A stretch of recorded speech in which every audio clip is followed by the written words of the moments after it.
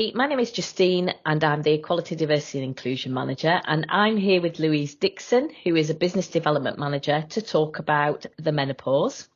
And Louise is a member of our staff menopause network, which I know that she'll go on to talk about in a minute. So welcome, Louise. Thanks, Justine.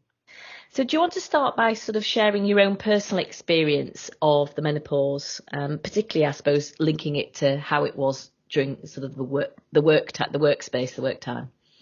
Yeah, I think for me, I think the biggest thing when I look back is the fact that I probably ignored the symptoms for a long time.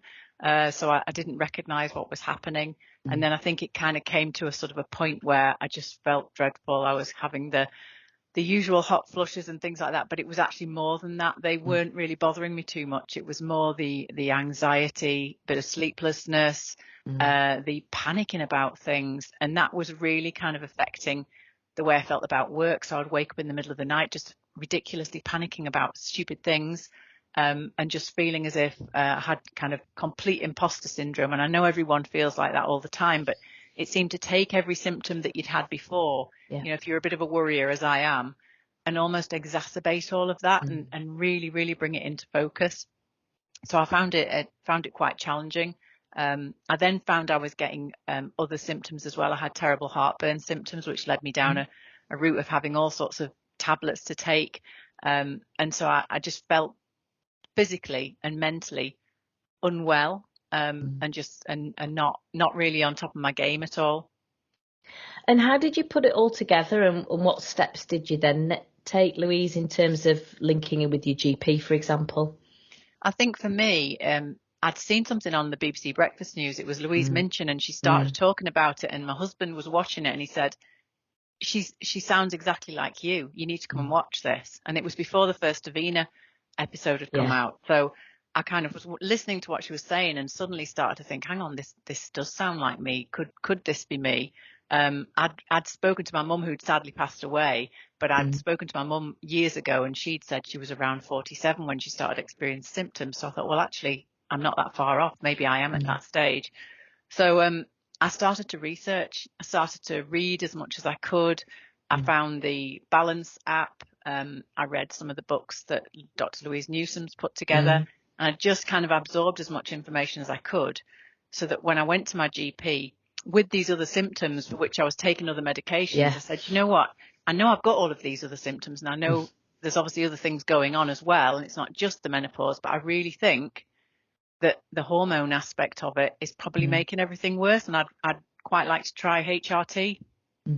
But I was kind of the first one of my friends to sort of do that. So I felt quite alone and a little bit isolated. And was I doing the right thing?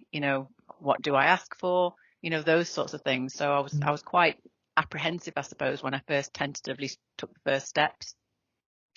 So you talk there, I think, very similarly to the stories that we hear of the other women that are on the network, that all of a sudden they feel this sort of, the confidence goes, there's a high level of anxiety. So things that if you are working with somebody, you might notice and not really understand what's going on, that you might see a change in people. So is there any advice that you would give to line managers who either are sensing that something is changing with a member of the staff, or their member of staff has indeed said, I am experiencing menopausal symptoms? What would you say to a line manager about how they might best support somebody? I think in terms of someone coming to you and saying, I think I'm experiencing menopausal symptoms, that would be a real easy one for me, because it would be immediately to introduce them to the network. And I've certainly done that with colleagues that I know of, because it's just such a fantastic avenue for that. And I have found that a massive, massive support. Just like-minded women, no matter what kind of role you're doing within the university, everybody coming together and just sharing and actually laughing about things and just normalizing. The main thing is normalizing. That's right. It is the key thing for me. But I think if somebody hasn't really sort of recognized, it's a little bit more tricky. You've just got to be really, really supportive, because I now can spot, now you can spot symptoms in people before they've even spotted them in themselves. And it's quite tricky, because you don't want to sort of launch in there and say, I think you're menopausal, by the way, because they can take that the wrong way. But I think you've just got to really sort of make sure that you're really, really on board with all the support that's available, and that you can signpost, and that you kind of normalize it and ensure that everybody knows it's absolutely fine to talk about this. This is just a normal, part of life, and it affects your work as well. Just going back to what you said, you went to the doctor and said, I need some HRT. So how has the journey been since then? Have you got HRT, and have your symptoms improved since then?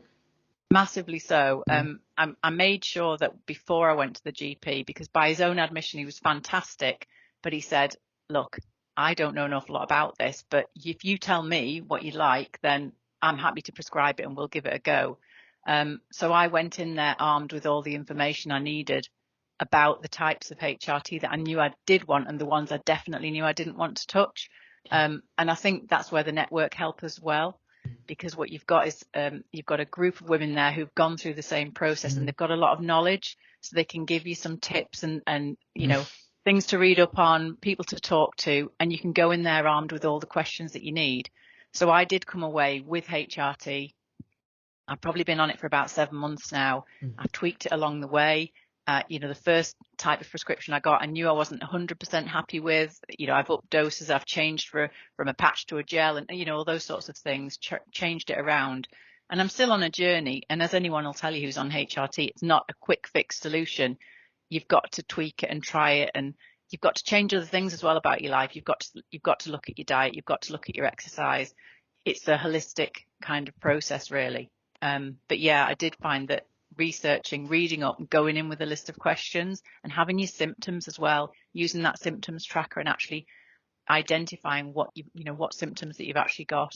Thank you, Louise, for sharing that journey, particularly with reference to the staff network. And is there anything else that you want to share? I know you're a big advocate of the staff network. I think I would just say to people, just don't be afraid to join, even if you're just starting to have a few symptoms or you're not even sure. It's a really, really friendly, supportive network. It's good fun. I actually diarise it and map my meetings around it to make sure that I don't miss it as often as possible. So please do that. We're very, very lucky to have this sort of support within the university. Brilliant. Thank you, Louise. Thanks, Justine.